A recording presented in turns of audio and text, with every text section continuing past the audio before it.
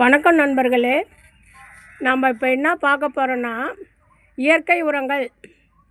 இந்த தவறை மட்டும் நம்ம செய்யவே கூடாது. நாம் வீட்டில் தோட்டம் வச்சு கெமிக்கல் உரம் வாங்கி போடக்கூடாது. நிலத்துக்கு போடுறது யூரியா, டிஆர்பி என்னென்னமோ சொல்கிறாங்கம்மா.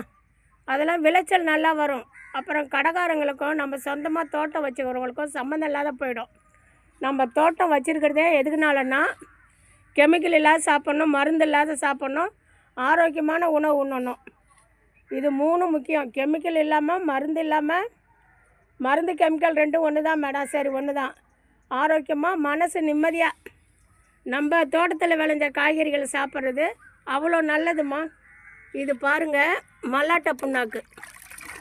இது ஊற வச்சு நான் செடிக்கெல்லாம் போட்டோம்மா. 4 நாள் ஆகுது. கீழே தோட்டத்துக்கு எடுத்துகிட்டு போகணுன்னு நினச்சேன்னு எடுத்துகிட்டு போகலம்மா. இன்றைக்கி வர சொல்லிருக்கேன். கீழே நம்மக்கிட்ட சாத்துக்குடி மரம், எலுமிச்சை மரம், தோப்பு நெல்லிக்காய், வாழை, கருவேப்பிலை, அரிநெல்லிக்காயெல்லாம் இருக்குமா.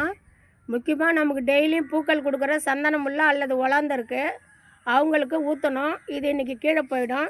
அது இல்லாத இங்கே பாருங்கள், மாட்டு சாணம். இதுதாம்மா இயற்கையான உரம். மாட்டு சாணம், ஆட்டு புழுக்கை, வாழைப்பழம், அமினோ அமிலம். வாழைப்பழம் நம்ம அந்த தள்ளு வண்டியில் வச்சு இரவு கடை போடுறாங்க பாருங்கள். அங்கே வந்து சொல்லி வச்சிங்கன்னா அந்த வாழைப்பழம் சாப்பிட்டு தோல் போடுறது அதையும் யூஸ் பண்ணலாமா. அந்த தோலை வாங்கிட்டு வந்து பொடியாக கட் பண்ணணும், பழம் போடணும். எவ்வளோ வெயிட்டு, இப்போ வாழைப்பழம் எவ்வளோ வெயிட்டுன்னு நமக்கு தெரியும். நம்மகிட்ட இருக்கிற குவான்டிட்டி எவ்வளோ இருக்குன்னு. 1 கிலோனா 1 கிலோ நான் வெல்லம் போடணும், 1/2 கிலோனா 1/2 கிலோ வெல்லம், 6 நாட்டு சர்க்கரை, 2ல் ஏதாவது ஒன்று போடணும். கண்டிப்பாக இந்த தவறை செய்யக்கூடாதுன்னா சர்க்கரை கலக்கக்கூடாது, சரிங்களா. வெள்ளை சர்க்கரை கலக்கக்கூடாது. இந்த வாழைப்பழத்தை கொஞ்சம் பொடியாக அரிஞ்சு, தோலையும் பொடியாக அரிஞ்சு, ஈரம் படாத காற்று போகாத டப்பாவில் எவ்வளோ வாழைப்பழம் 1/2 கிலோவோ 1 கிலோவோ அதை போட்டு, ஒரு பாக்கெட்டு வெல்லம் 1/2 கிலோவோ 1 கிலோவா, அது வாழைப்பழத்தோடைய குவான்டிட்டியை பொறுத்து போட்டு கையால் மிக்ஸ் பண்ணி டைட்டாக மூடி நிழலில் வச்சிடணுமா.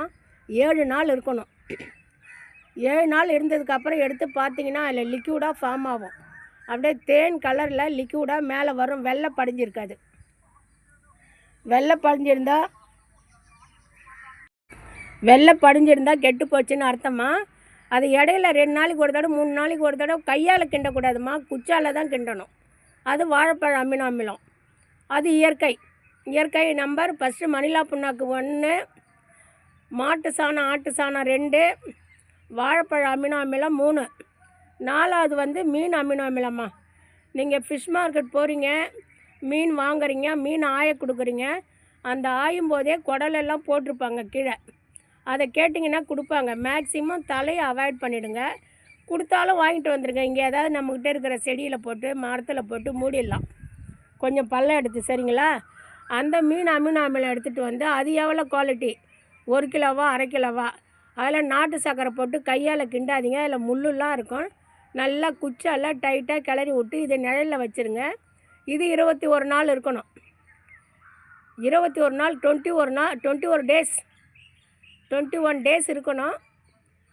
அதுக்கு மேலே இருக்கலாம். 2 மாதம் இருக்கலாம், 3 மாதம் இருக்கலாம். நமக்கு தோட்டத்துக்கு மெயினாக தேவையானது 21 டேஸ் தான்.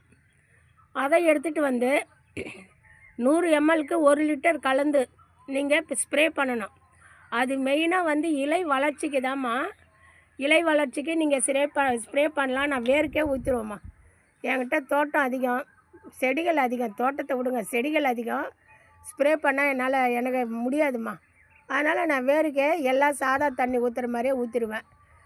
இதெல்லாம் இயற்கை உரம்.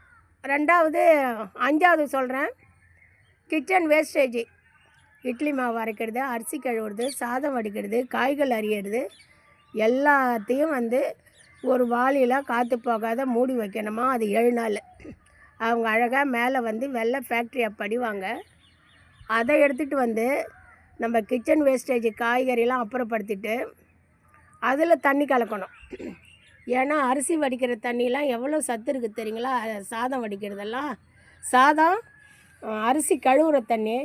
நம் முன்னோர்கள்லாம் அரிசி கழுவுற தண்ணியில் தான் காய் கழுவுவாங்க.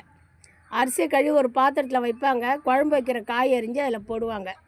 கீரை கழுவாங்க. ஏன்னா நம்ம முன்னோர்கள்லாம் என்ன கொஞ்சம் அந்த காலம் இல்லையா, கொஞ்சம் படிப்படியாக அவங்களுக்கு எது சத்துன்னு தெரியும். அரிசி கழுவுற தண்ணியில் தான் காய் அலசியே குழம்புல போடுவாங்க. இந்த மாதிரி செய்யலாமா, அது ரொம்ப நல்லது. அப்புறம் ஒரு வாழைப்பழம் வாங்கிட்டு வந்து வச்சோம். ஒரு 2 பழம் தான் இருக்குது. எப்படிம்மா மீன் அமிலம் போடுறது? ஒன்றும் பிரச்சனை இல்லை. வாங்க, ஒரு செடியை கொஞ்சம் பல்ல எடுங்க, அதில் வச்சு மூடிடுங்க. எந்த செடி கொஞ்சம் டல்லாக இருக்குன்னு நினைக்கிறீங்களோ அதில் வைக்கணும். நான் அப்படி தான் செய்வேன். ஒரு 2 பழம் 3 பழம் அழிஞ்சு போச்சா எடுத்துகிட்டு என் பொண்ணு பார்த்தா மாட்டுக்கு போட்டுருவா. நான் எடுத்துகிட்டு வந்து இந்த தோட்டை ஜாதி மல்லி கொஞ்சம் மண் எடுத்துகிட்டு போட்டுடுவேன். மாதுளை மண் எடுத்துகிட்டு போட்டுருவேன். அத்திப்பழம் மண் எடுத்துகிட்டு போட்டுருவேன். ஏன்னா நம்ம 2 பழத்தெல்லாம் இயற்கை உரம் தயாரிக்க முடியாது மெனக்கிட்டு, சரிங்களா? மினிமம் 1/2 கிலோ இருக்கணும்னா 1 கிலோ இருக்கணும். இதெல்லாம் நான் சொன்னதெல்லாம் இயற்கை உரமாக. கிச்சன் வேஸ்டேஜ் முழுக்க பயிர் கழுவுறது, அரிசி கழுவுறது, நிறைய சொல்லிட்டேன். எல்லாமே கிச்சன் வேஸ்டேஜ் தான். இது எல்லாமே நம்ம இதுக்கே ஊற்றிட்டு இருந்தால் தோட்டத்துக்கு என்னமா போடுது? நான் இங்கே ஒரு 15 வருஷமாக இருக்கிறதுனால மண்புழுலாம் வாங்க மாட்டோமா. நம்மகிட்ட மீறுற சாதம் வேஸ்டேஜெலாம் நம்ம தோட்டத்தில் ஊற்றுறது தொட்டு தான் நமக்கு மம்டி போட்டாலே 2 புழுக்கள் மண்புழுக்கள் நின்றும் தோட்டத்தில். அதை சாப்பிட்டாலே மண்புழுக்கு அவ்வளோ சத்துமா. இதெல்லாம் தான் இயற்கை உரம். இதெல்லாம் தான் இயற்கை உரமா. ஆனால் கடையில் வாங்கி தயவுசெய்து உரம் போடாதீங்க. நமக்கு தோட்டம் வைக்கிறவங்களுக்கும் நம்ம தோட்டம் வச்சு ரெகுலராக தண்ணி ஊற்றி பார்த்து வளர்க்குறோம். அதில் எதுக்கு கெமிக்கல் போடுவானே? இது மாட்டு சாணம். மாட்டு சாணம்லாம் ஒன்றும் பரவாயில்ல. சைக்கிளில் வச்சுட்டு எங்கேயோ ஒரு கிராமத்துக்கு போங்க, மாட்டை கட்டி இந்த சாணம்லாம் அள்ளி போட்டிருப்பாங்க. கொஞ்சம் எரு கொடுங்கன்னா தாராளமாக கொடுப்பாங்க. காசு கேட்டாலும் 150 கொடுக்கலாம். ஏன்னு கேளுங்க, மாட்டு சாணத்தில் தான் அவ்வளோ சத்து. நேற்று ஒரு ஷார்ட்டில் பார்க்குறேன், மாட்டு சாணம் ஆட்டு சாணம்லாம் ஹீட்டுங்கிறாங்க. என்னால் புரிஞ்சிக்க முடியலம்மா. நான் வந்து அம்மு தோட்டல் சேனல் வச்சுருக்கேன். சேனல் கொடி வகை பழமரம் செடிகள்லாம் எப்படி வைக்கணும்னு உங்களுக்கு நான் வீடியோ போட்டிருக்கேன், பாருங்கள். மதியம் லைவில் எழுதி போடுறேன். டெமோலாம் பார்க்க நேரம் இல்லாதவங்க அதை சேவ் பண்ணி வச்சு நீங்கள் செய்யலாம். சப்போர்ட் பண்ணுங்கள், கமெண்ட் பண்ணுங்கள், ஷேர் பண்ணுங்கள். நன்றிம்மா.